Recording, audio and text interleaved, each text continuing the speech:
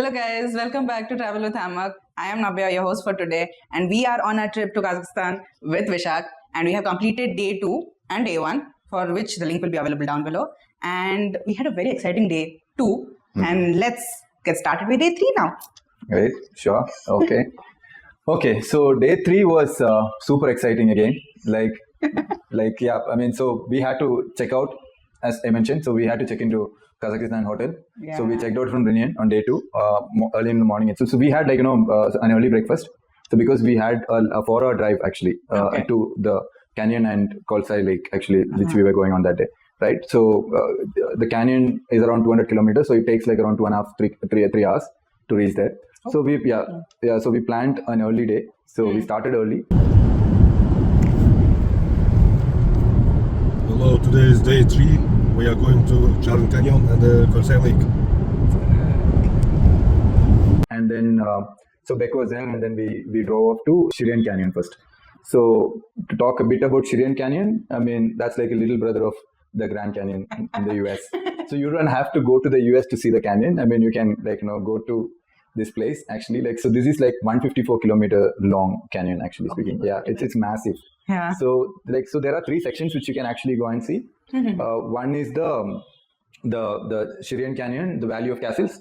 Another one is like the Black Canyon, and then there is an Yellow Canyon, which is also called Moon Canyon.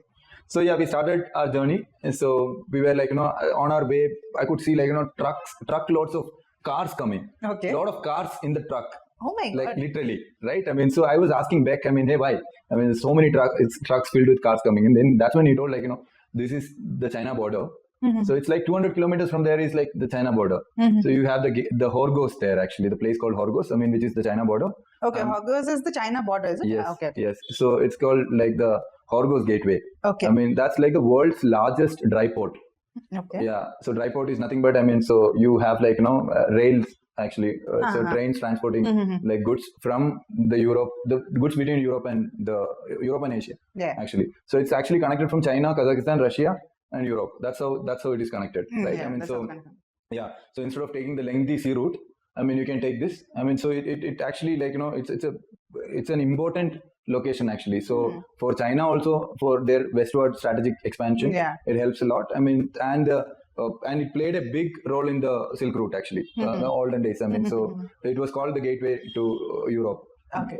So then, there is this free economic zone as well. Where a lot of trade happens there. So duty free, stuff you can buy from there. So for both the nationals, like Chinese nationals and Kazakh nationals, there is a free zone. You don't need visa. They don't need visa actually. Yeah. So you can go shop from there. So it's a very important location for both actually, for their bilateral relationship and cultural exchange and all that. So a lot of events happens there. So that's what so that's the whole flow of goods I could see from there. So and then so we were going, and then you take an exit actually, to a right exit to the Charyn Canyon. So from the highway, take a right exit, and so you hit a village called Basic Village. Basic village. Basic. Yeah.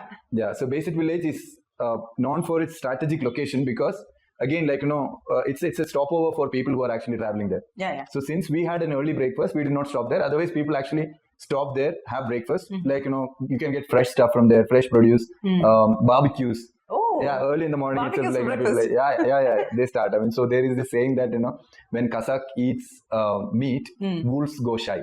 And that's the way they eat meat, man. Horse meat, camel meat, beef, goat. Yeah, and not much of pork, I would say. Yeah. Because the population, if you look at 65% of them are Muslims. Yeah. Around 20-25% of them are Christians, and then some Buddhism and all that. So yeah, coming back to the trip, yeah. So we went.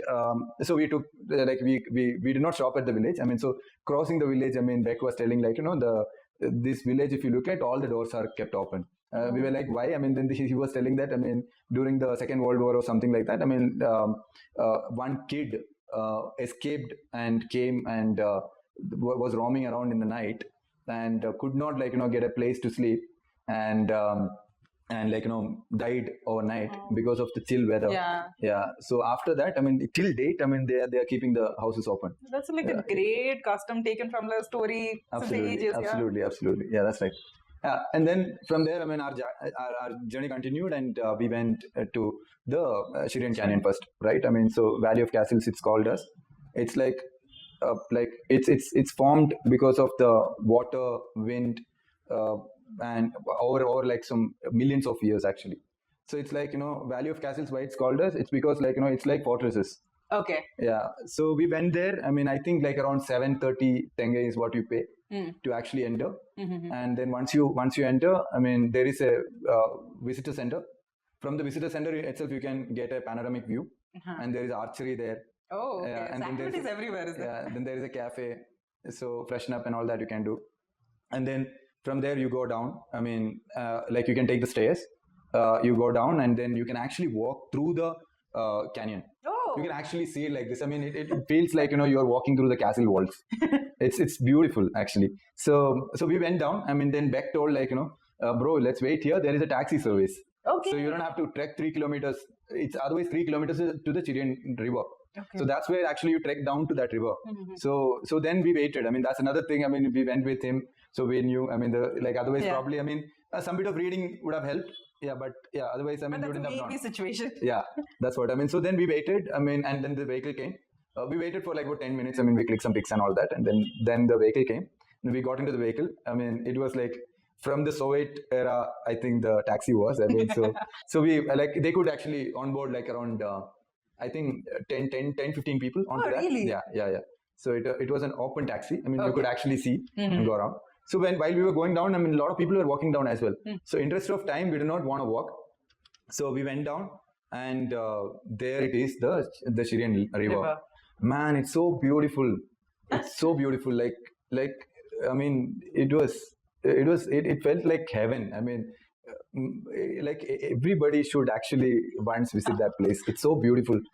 Clear water, and then there is this this Shogdian ash tree, which survived like about the ice age actually, the relic of ice age, about 25 million years. That tree has been there. Yeah, as in like the species actually. So we could see all that, and the taxi. Otherwise, there are 2 taxis. That day it was only 1 taxi. Okay. So Beck went and checked, and he was telling, bro, there are like 45 people waiting. So it's best that we trek back. So we're like, okay, fine. Trekking down is not the difficult thing. Trekking up is the difficult part. Yeah, so then we trekked back. It was fun. I mean, we were walking back, talking about the whole story about the place and all that. It was like wonderful. Like the stuff what Beck was mentioning about. A lot of stories actually, like a lot of flora and fauna there. A lot of species out there, wolf and all that actually. So during the day you can't find. I mean, we could find some rats actually. A lot of snakes apparently. Snakes also. Yeah. So we walked up and did some archery and all that, and we headed back. I mean, so next we were stopping at Black Canyon. Okay. So on the way to Kolsai Lake is our next destination was Kolsai Lake. Okay. So we took the car and we went to the Black Canyon. So Black Canyon is the deepest area in the whole canyon. Yeah, whole canyon, and it's like desert there. I mean, there's no tree, nothing. You can't find anything, and beautiful like landscape behind. Okay. So it's like again not much of like barricading and all that. Just a thin rock they have put. You can actually, it's risky there actually speaking. So you can go there. I mean, we spent like a few minutes. And then we got back. I mean, so we were thirsty actually. So in fact, I mean, we ran out of the water in the car also. And there was this guys, I mean, who were looking after that place. I mean, so they're like, I would say, I think government officials probably. They stay there actually. They stay there and they take care of the tourists and all that. Beck went and asked for water. They were kind enough to give 2 bottles of water free. Oh my God. Free of cost actually. Yeah, I mean, they just gave. I mean, so we had water and then we took off from there and then we headed straight to Kolsai Lake. So you didn't go to the last part of the canyon? That is the Yellow Canyon. No, we could not. I mean, so that's also not very far. So that's like, yellowish in color. The other one is red sandstone. This is yellowish in color. It's called Moon Canyon as well. Canyon. Yeah, so we couldn't go actually. We wanted to go to Kolsai, and there is another lake called Kainji Lake from there. Okay. This is in a village called Sati village. So you have to go there. So again, 2 hours of drive. So the roads were not that great actually. Okay. Yeah, like we were like when we were going there, I mean, Embrace yourself. I was like, back, finally. Like, there are like some bad roads. I mean, it's because like, we are dealing with all good roads in Bangalore. So I was telling him like, finally we get to see some bad patch. We are so happy. I mean, we were so envious that when we were driving in so good roads all this while. So yeah, I mean, so on the way to the Kolsai Lake, I mean, we could see a lot of like a lot of cattle farming, sheep, horses, and all that. I mean, that's when Beck was telling about like their nomadic lifestyle, how their ancestors were, and all that. Like they keep moving basis. I mean, that's how they were actually. So and still they do actually. The villages are like so small. I mean, like their whole the country's population is only like around 1.9 crore. Okay. Yeah. So to give you a comparison, I mean, Bangalore has got like around 1.3 crores. Oh my God. And Kerala has got around 3.5 crores. Oh. Yeah. The whole of Karnataka, I mean, we are talking about around 6.7 or 9, 6.7 or 7 crores of population. Oh my So God, that's a huge difference. Yeah. And not just that, I mean, this is the 9th largest country in the world. Yeah, which is also the largest landlocked country in the world. Yeah. Yeah, Kazakhstan. So they have just like 1.9 crores population. That's all they have. So that's what I mean. Their villages are like I'm sure. I mean, they all know each other. There. Yeah, like in the villages, right? Yeah, understandable. Probably like even all of Kazakhstan. Yeah, for all you know. Yeah, so we first like few villages you cross by, and then you hit the main village. That's a Sati village. So that's actually like why it has become so popular, and also like I think economically also they are like kind of wealthy because of a lot of tourists. Okay. Because people go to Kolsai Lake, this becomes like a stopover. Okay. So I would have like if I had like more days, right? I mean, I would have like stayed there. Oh. Yeah, for a day at least, like countryside and experiencing the village life. I mean, it's very different vibe. Very quiet. I mean, like it's beautiful. It was really beautiful. So we passed that. I mean, so we could see a school there. I mean, and then a mosque there. So and then we passed by that and all, and we went to the Kolsai Lake. So Kolsai Lake is like known as the pearls of the Tin Shan. Like Tin Shan is the Tin Shan Mountains actually. Okay. So it's called Pearls of Tin Shan Mountains. I mean, so Kolsai Lake is there, and then there are three lakes actually in Kolsai. It's a Kolsai National Park. There are 3 lakes in 3 different altitudes. Maybe we went to one only. So that itself, I mean, you have to like walk a bit down. So man, it's breathtakingly beautiful, and it's known for its like clear water. You could actually see. Like there is this lake in Meghalaya, right? Which is popular for this. Yeah, something on the same lines is also. I mean, we clicked some amazing photographs actually there, and all that you can see is that the lake is like it's an alpine lake actually. So surrounded by lush green forest and the Tin Shan mountains actually. So beautiful, like, and it's so quiet there, and that like if like only sound you could hear would be like fish jumping, or somebody falling down while taking selfie. Simple nature. Yeah, absolutely. So then they have like so there was a huge parking lot as well for this place, but that means like a lot of tourists would be coming. So this was a weekday, so that I mean it was not that crowded. So and also like this was in October, so the view was also beautiful. So you have to go during this when the sun is out there. Okay. So when it gets dark, I mean you'll not be able to experience it as good beautifully as it is. Yeah. So the best would be like you go. There are like guest houses over there also. Oh, that's fun. Yeah, the yurts over there. I mean, yurts are like the tents actually. Okay. Yeah. So that's also there. And these guys, I mean, so if you talk to Hammock, I mean they actually like book a stay there also. Okay. Yeah. So overnight, I mean overnight you can stay there and you wake up to that beauty. It's take it all in the morning. Yeah, absolutely. I really wanted to do it, but then I mean we were like pressed on time, so we're not. Like, for the next time.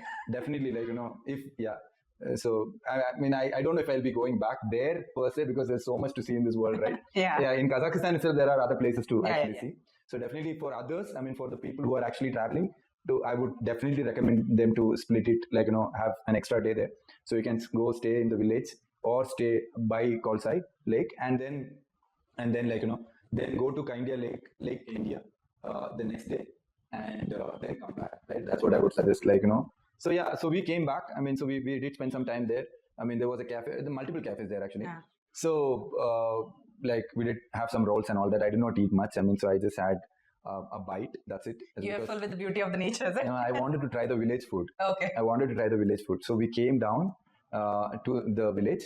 So there were multiple eateries out there. I mean, so we went into an eatery there, and man, the food was so good, so good. I mean, I still miss it. I mean, I can like, oh my god, yeah. So I'm drooling talking about it. Yeah.